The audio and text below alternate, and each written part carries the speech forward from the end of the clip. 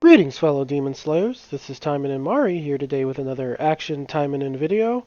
And for today, we have another really short one.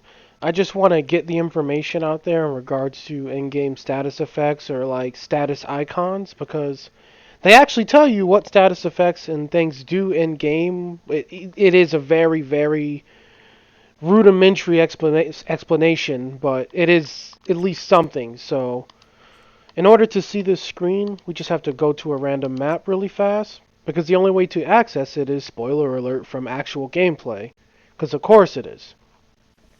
So I wanted to get this information to you guys because there's so many hidden things in this game that people may overlook. I actually overlooked this for months myself.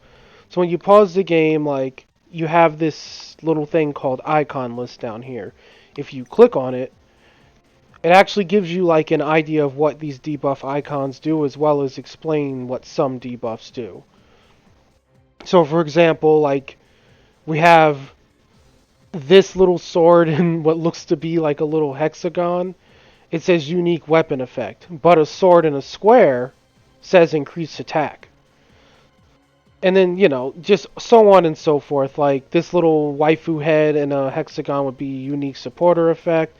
And, it goes on as we go down the list. I don't know why they hide this from players, because it would really be helpful to have this information at the forefront, because there are so many questions, like, in regards to what status effects actually do. One big one would be, like, Groggy and Stun, where people aren't really sure what they do. And unfortunately, this doesn't really explain it either, but from the looks of it, they both just seem to do the same thing. So that's what the community's kind of gone with.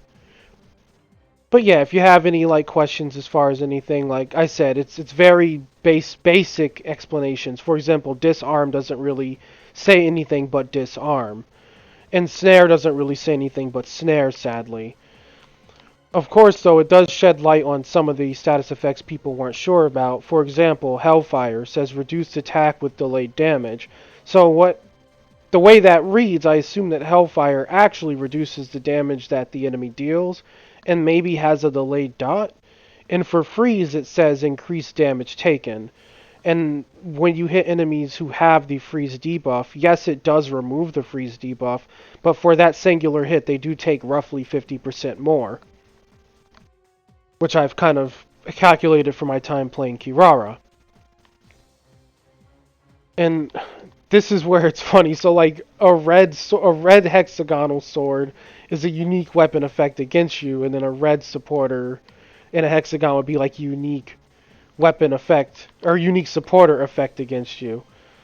So yeah, if it's in green, it's beneficial, obviously, and if it's in red, it's negative. And if you need any further explanations on what these things do, it is at this screen. Unfortunately, this is all the light the game will shed on status effects and icons, so if you have any further questions, like, you may need to just do testing yourself. For example, as you can see here, Groggy and Snare aren't really here, or Groggy and Stun, rather, aren't really listed here.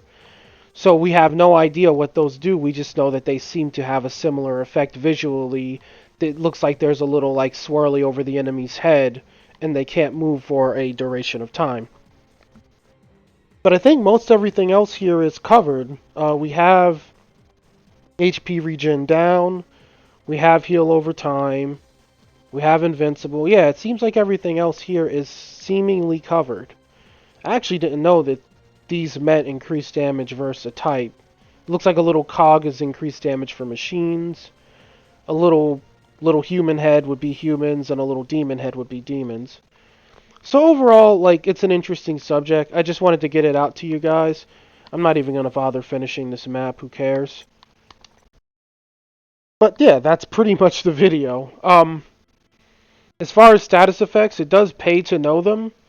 But generally, you'll have access to more of them as you get, like, different types of supporter or different types of characters. For example, like, there's no real way to get freeze in this game unless you have Kirara's supporter or Kirara herself. The same way as there's no real way to get Hellfire in this game unless you actually have a copy of Ingrid's supporter, which causes Hellfire on normal attacks, or if you have Ingrid herself. So it really depends on your arsenal, which debuffs or status effects or buffs you'll have access to. But it does pay to know what they do, because enemies inside the tower and bonus stages do seem to utilize buffs and debuffs, so it's good to know what you're dealing with when it pops up in game, so you're not left in a lurch. And if anything pops up and you're ever confused, now you know you can just simply pause the game and look at what the icon means. So, like I said, it'd be super short. We'll do our trademark Kirara head pat, which she did not appreciate, and that's going to be the video. If you found it helpful or informative, please like and subscribe, as it really does help me out. And from there, you boys and gals have a great rest of your day. Good luck in all facets in the game, facets of the game. And you guys go ahead and take care. Have a good weekend, and I'll catch you tomorrow with another video. Bye bye.